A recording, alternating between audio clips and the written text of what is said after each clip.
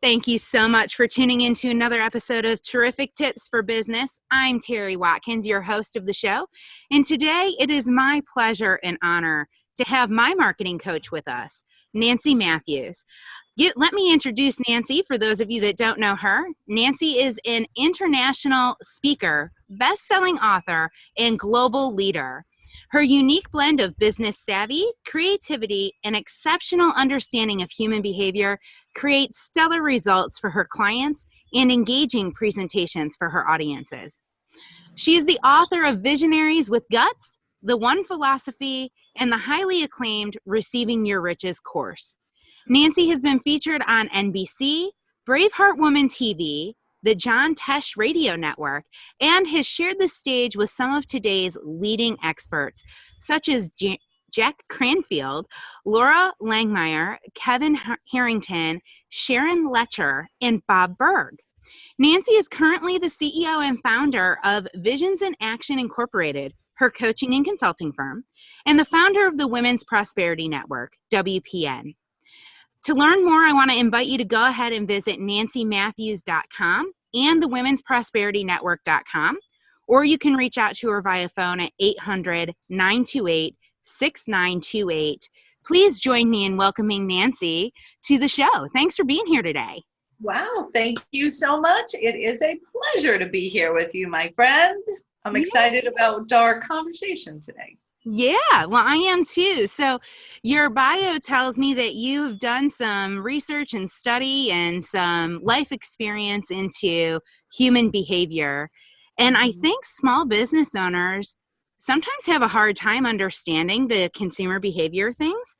So maybe you can shed a little light on consumer behavior things that they maybe need to be aware of and aren't paying enough attention to in starting their marketing. All right. So first of all, everything when it comes to business and sales is people-centric. So we've got to continuously have our ear to the ground and our pulse on what our clients want, what their behaviors are, what their buying habits are, what their values are, in order to properly position our solutions, products, and services in such a way that they say, yes, that's what I need. So, yeah, and you know this because you're a marketing whiz yourself. That's right. I think one of the trickiest things is the language, the terminology that we use in society is always changing. And what we call our products and services isn't necessarily what our clients call products and services or what our clients label themselves as needing. Is that right?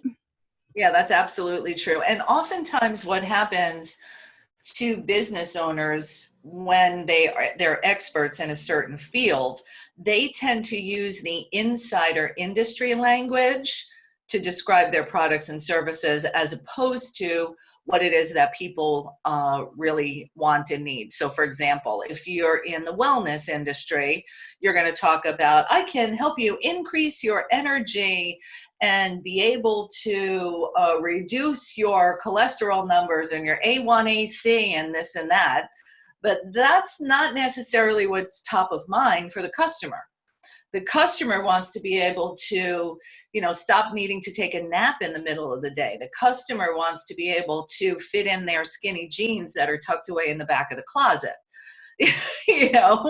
So Right.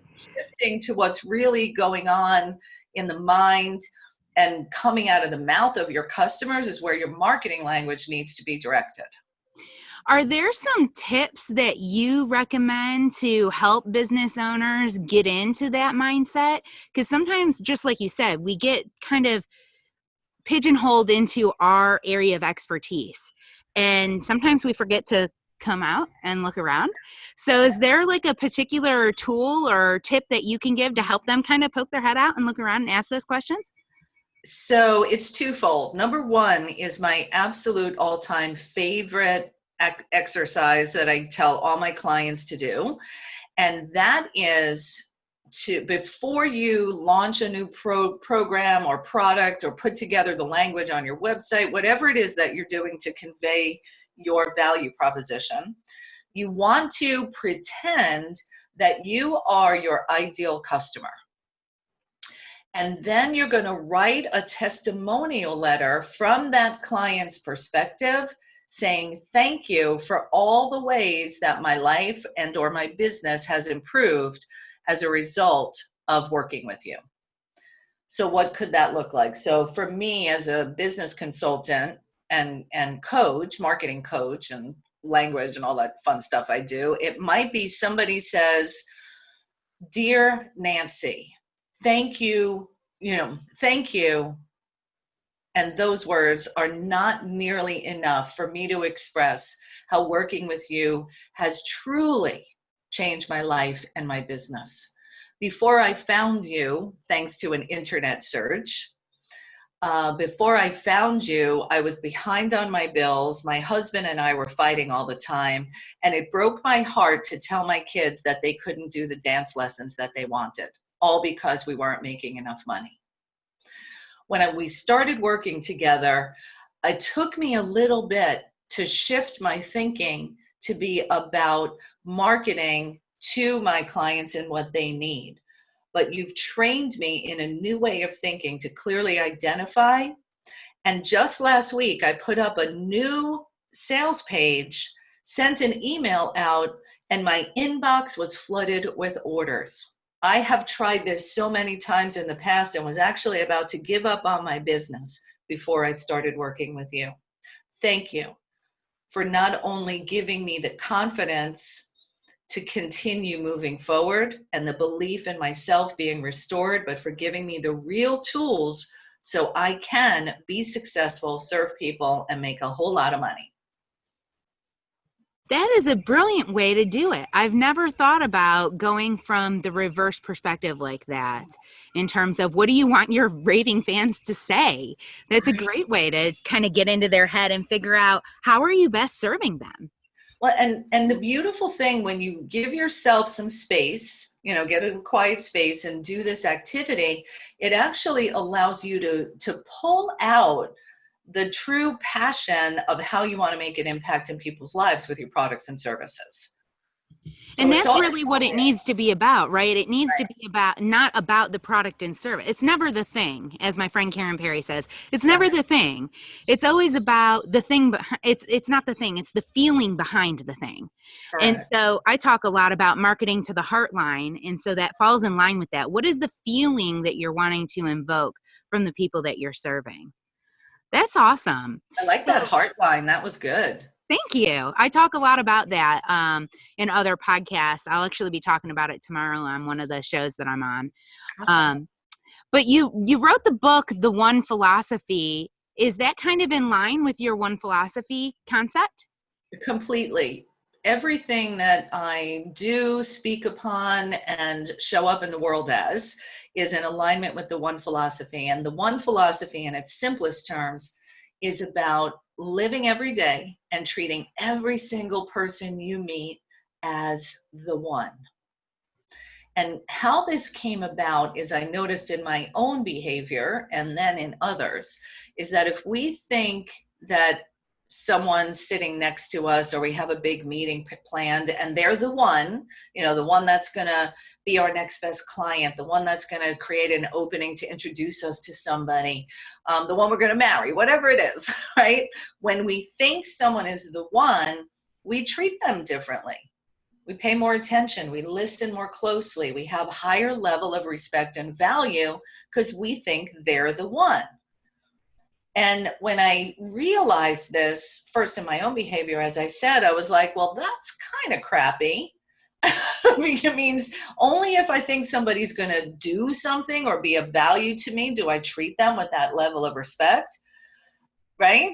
And it's not who we really want to be at our core. So one of the reasons this book and the training and the teachings I have behind it resonates so loudly in people's spirits is it's who we all really want to be. We want to be able to take the time to be fully present, to give ourselves, to love other people, but we just get stressed out and busy and somebody hurts us and then we have a fear and then we get, all that stuff. Or we get a new notification on our phone and instantly our mind goes squirrel.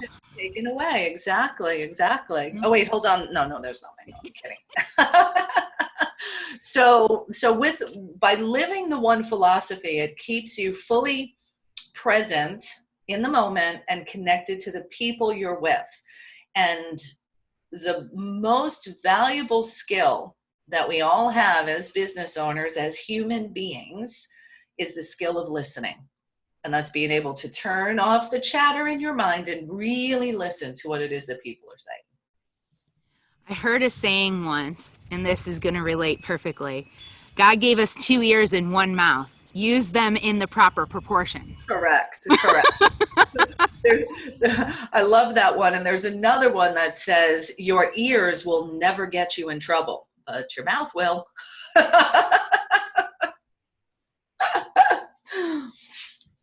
That is a good one. I love that one. Nice. So that actually relates to several of the conversations we've been having with other awesome people on this podcast, talking about being focused and listening. Do you have a few tips to help people be better listeners? Yes, for sure. So, first of all, notice and become aware of when you're not listening. And one of the stories I relate about this one is, and how I really fine-tuned my listening skills is, my daughter was in high school. I owned a title company at the time. And I used to leave work every day at 2 o'clock to go pick her up from school because I wanted to have quality time with her.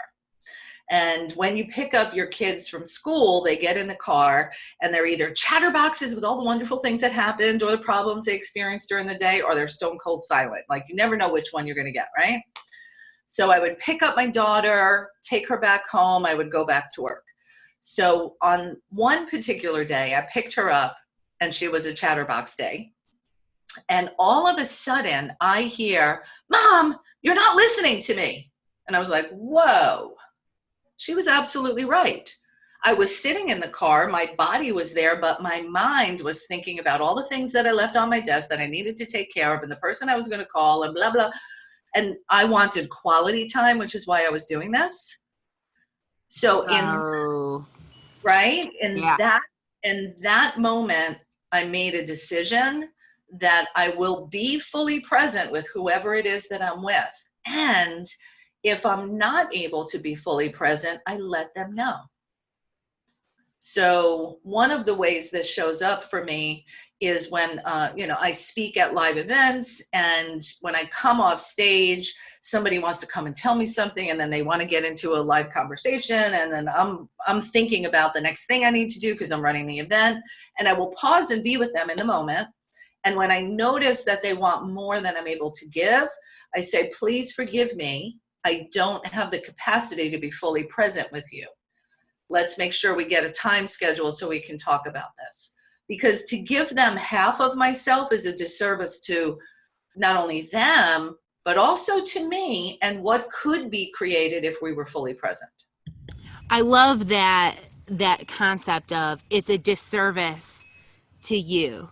Mm-hmm. And it's a disservice to them, because you're right. Absolutely. If you're not fully present in the conversation, you're not valuing yourself or them enough to Correct. pay enough attention.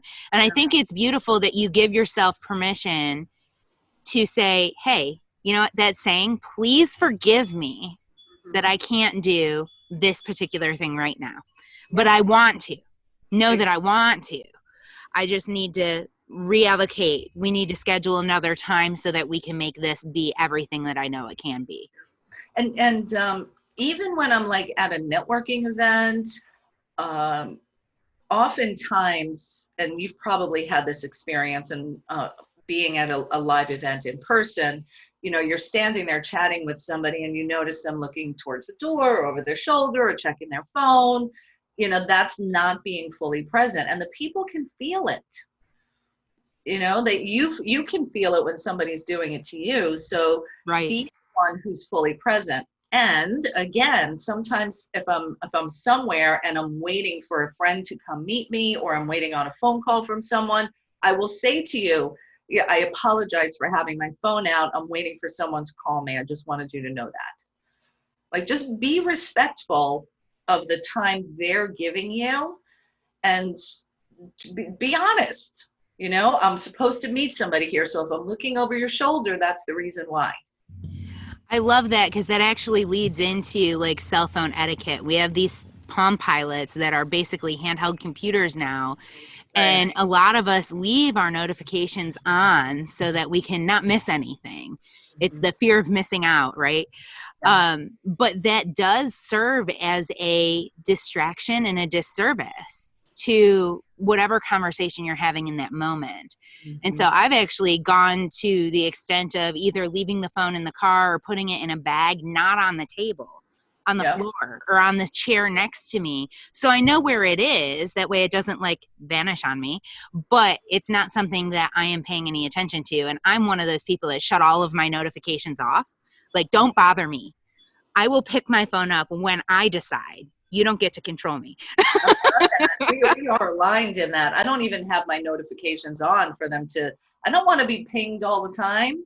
No. Well, so let's talk about this just for a sec as it relates to human behavior. So why is it that people have the notifications on? They need it in their hand. It's actually because we are constantly seeking approval and for people to like us. And you know, the need to be liked and valued, which is why the one philosophy is so powerful, is because you're being the one to let someone else know that they matter, right? So Facebook, the like button, you post something on Facebook and oh, how many likes did I get?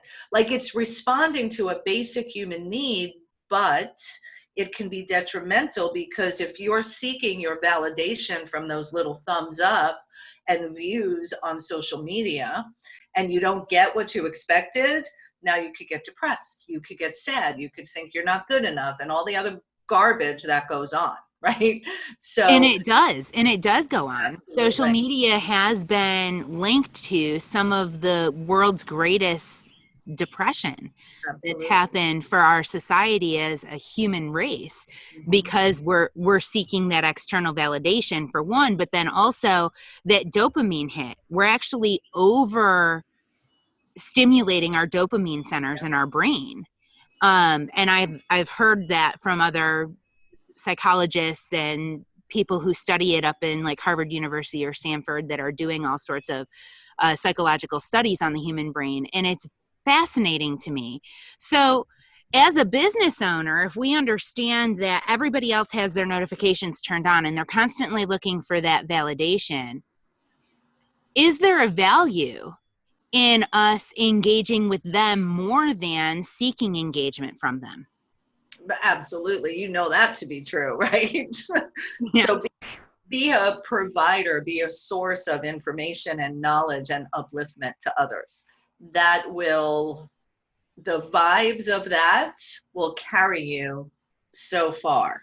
And again, it's being the one who, when you do post something and somebody comments, go ahead and reply to it, engage in a conversation. That's what social media is meant to be, a door opening, not just, you open the window and all this stuff flies at you. That's not what people want. It's the interaction and engagement, right? I actually talk a lot about social media with people, and I don't know how I end up in the social media conversations, but one of the things that I said very early on into my marketing business career was, first of all, social media is supposed to be social. That's why social is in its title.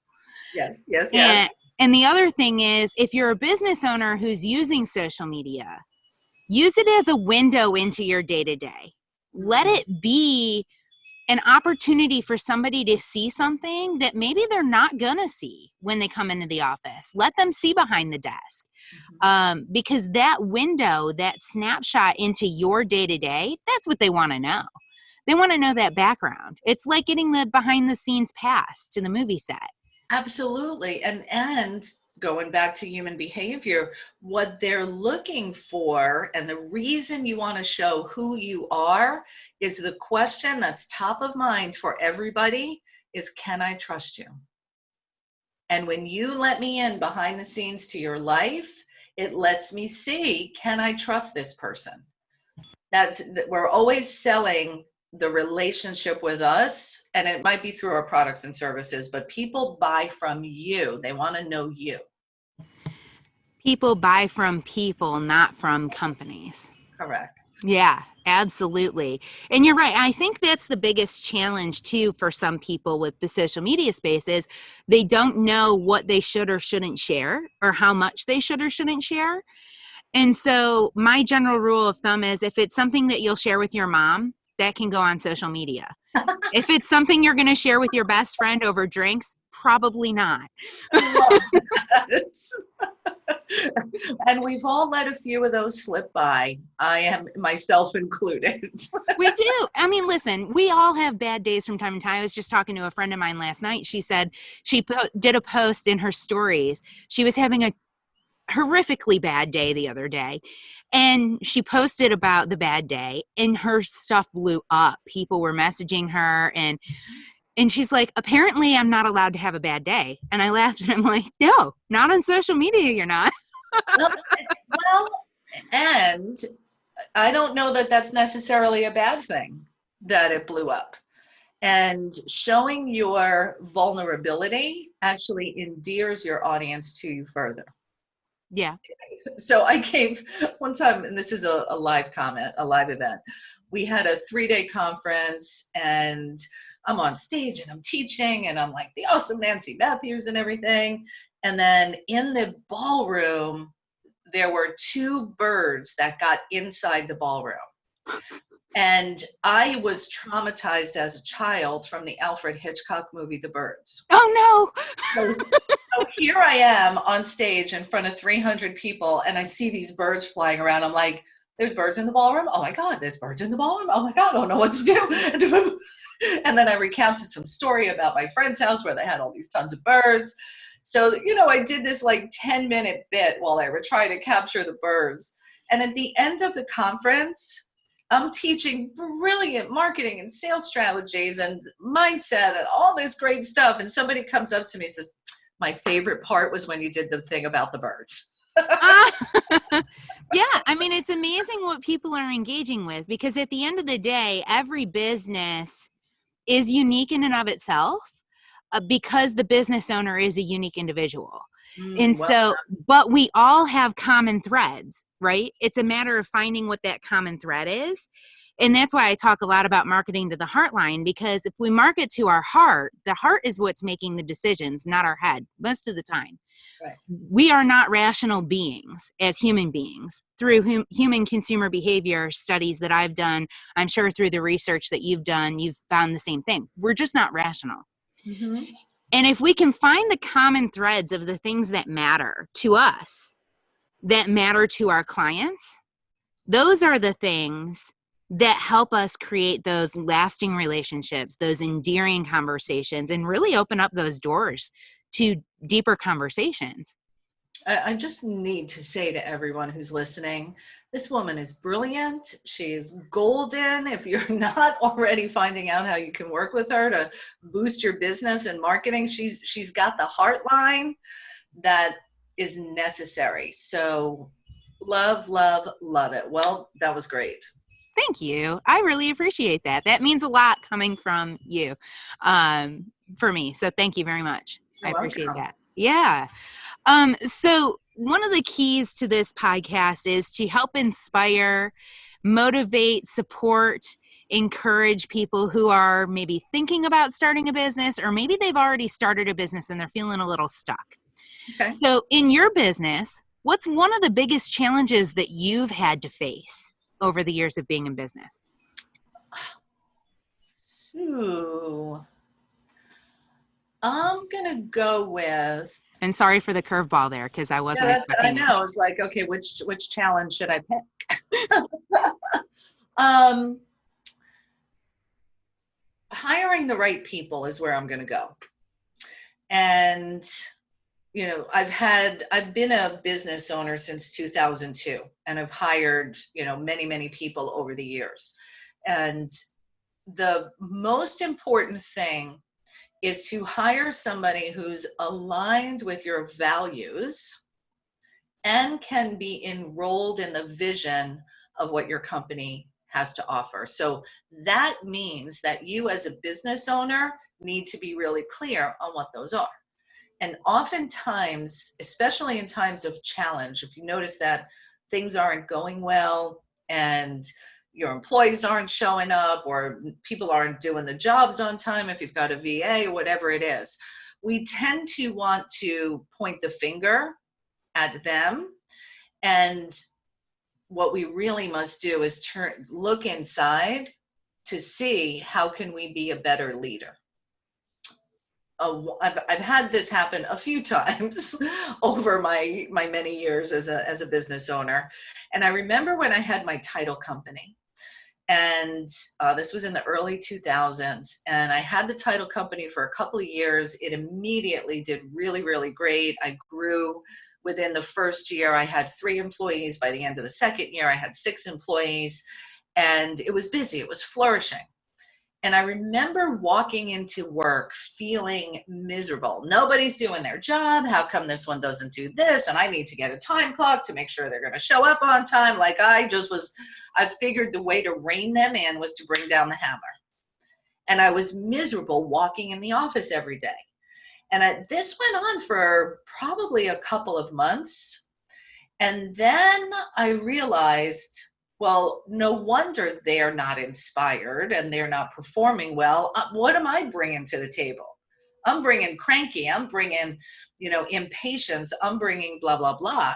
And I started to do some work on myself to shift how I was feeling, and that transforms everything. It is so, so good. How many of us have worked for somebody who has thrown us under the bus, either to a manager, to a higher level person, or to a client? I've been at that table. My husband's been at that table. I was just on the phone with a friend the other day. She's been at that table recently. And that stinks. That doesn't inspire confidence. It actually breaks trust between manager and subordinate when that happens. And it makes it a toxic work environment for everybody. For everybody. And as leaders, as business owners, everything comes back to us. So one of the principles in the One philosophy is about owning your life with 100% responsibility. So that means that we love to pat ourselves on the back when things are going well. Look what I did. Oh yeah, I did that. I did. Look at me, how great I am. So we love to be responsible for the good stuff. And then when things don't go as well, then we want to blame somebody else. So learning to always look here first, look inside, look at your, self first. What could I have done differently? If your pants are tight, it's not because your friend had a birthday party and you had to eat the cake. Are you saying it wasn't the spoon's fault? Damn it, Nancy. All this time I thought it was the spoon's fault. No. It's the supermarket's fault. That's good. We got to own it. And the beautiful thing about living your life from 100% responsibility, it actually gives you power. It makes it so that you no longer have to let your life be subject to the ups and downs of the marketplace, to the economy, to outside forces, because you say, okay, this happened.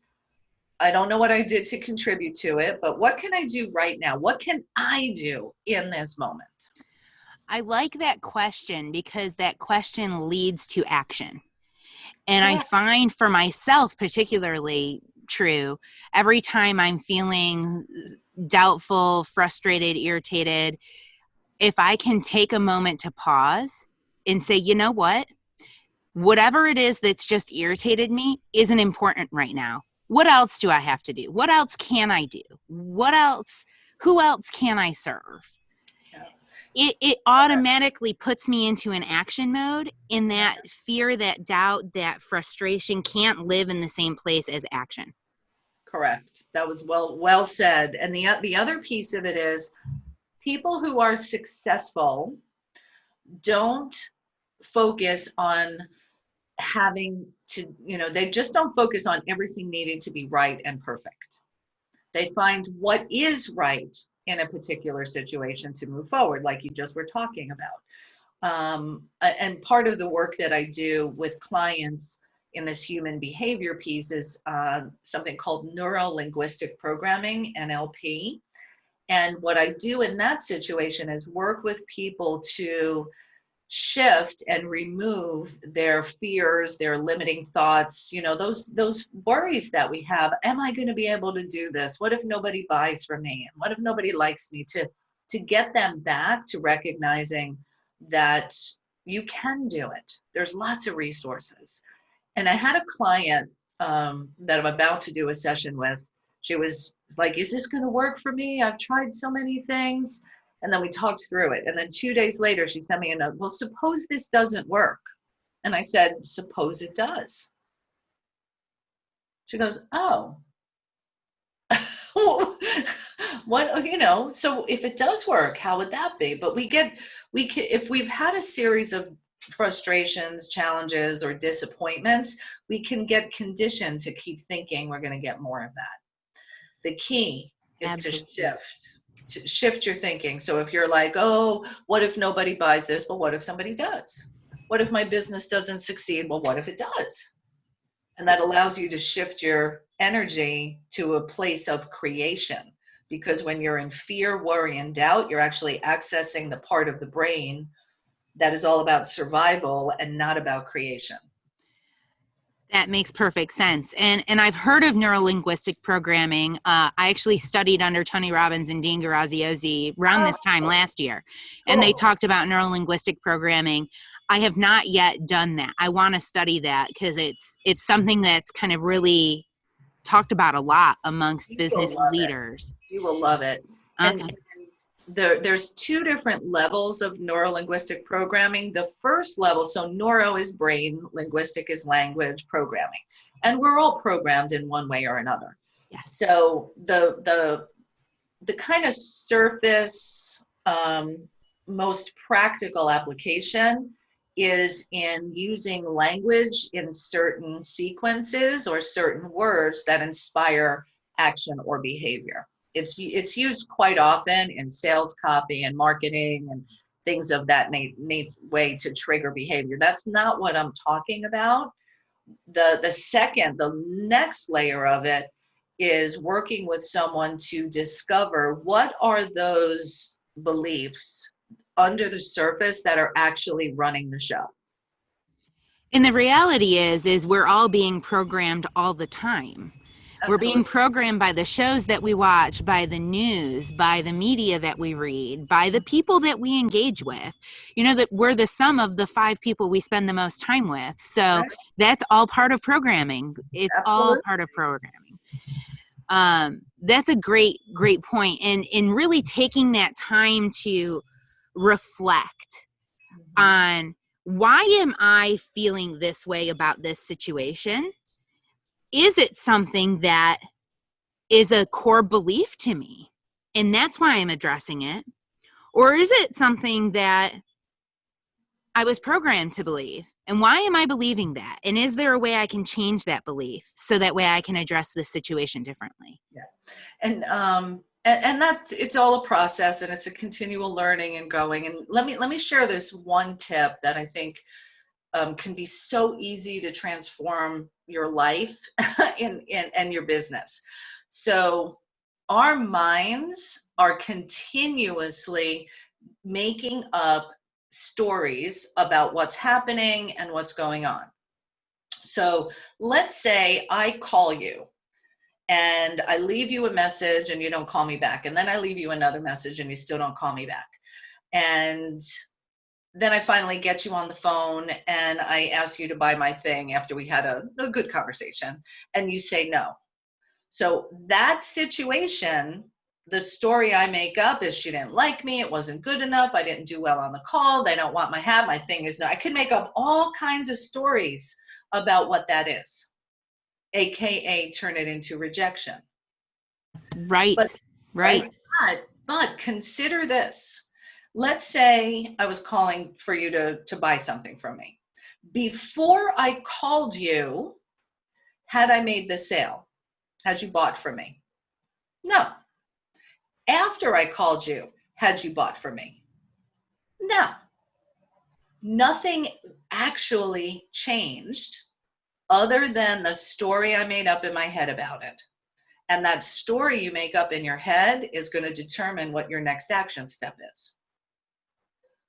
So my invitation is that when you notice you're saying things to yourself or giving a meaning to a situation, if that meaning makes you feel bad about yourself, make up a new meaning.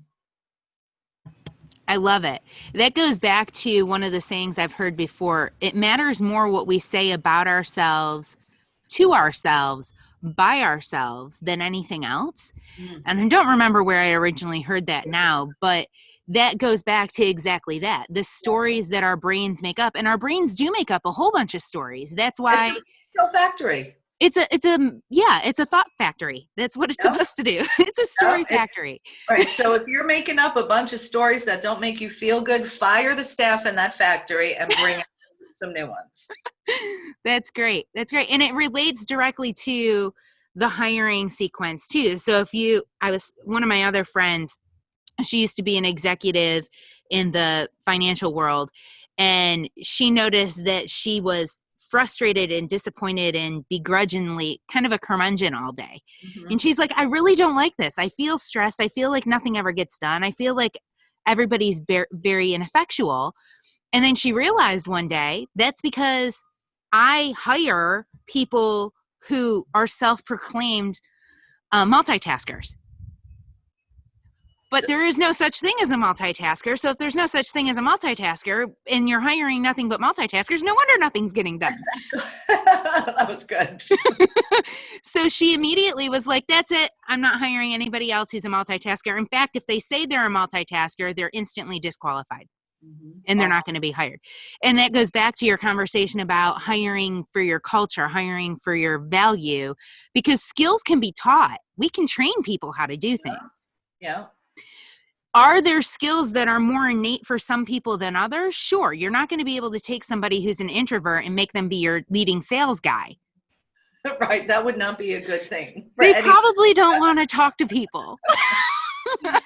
Yes, very You true. probably don't want to take the extrovert in your company and sit them behind a computer. They're not going to be happy there. Mm-hmm. You know, but the skills themselves can be taught.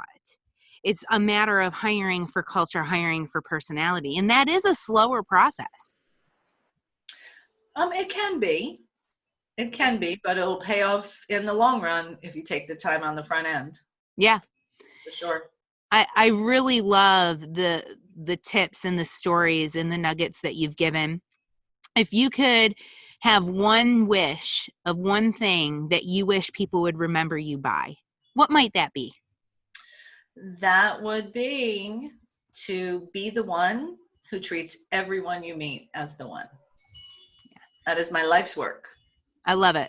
And that really relates back to the Maya Angelou conversation of people will not remember what you said or how you said it, but they're going to remember how you made them feel. And Always. so if you focus in on the one and that everyone is important, everyone has value, you can learn something from everybody you talk to if you're open to that. And that quote is in the book. And then the opening quote in the book is from one of the greatest writers and poets of all time. To the world, you may be one person, but to one person, you may be the world. And that is Dr. Seuss. It is all relative. And I love that saying. That's a good one. I used to love Dr. Seuss. I read Dr. Seuss a lot when I was a little girl. So awesome. Nancy, this has been such a pure delight. I've so enjoyed our time together. Let's give our listeners one more thing. What's the best way for them to connect with you? So thank you for having me. By the way, this was a pleasure for me as well. And the best way to connect with me is directly at my website, nancymatthews.com. Or Women's Prosperity Network. I am very Googleable. You can find me. I'm on all the social media. Let's connect, and let's share some sunshine and some good listening of each other. That's right. Thank you so much, Nancy. I so appreciate it. And I hope everybody got their pen and paper out because you definitely gave some good tidbits to help people grow today. So thank you for being here. And I so appreciate working with you. You've helped hold myself accountable for my marketing because I have business coach and I have a life coach and I have all of these amazing people in my life that I really attribute to my mental sanity and space that I've created for myself. But I needed somebody who was going to be super focused on my marketing to help me be better for myself and And we've really show the world what I can do. and we've had fun shifting that up, and you've gotten some good results, so that makes me happy. We sure have. We sure have. And there's more to come. I'm excited about it. So Yeah. thank you again for being here. And I look forward for everybody to connect with you. Awesome. Thanks for having me. Bye, everybody.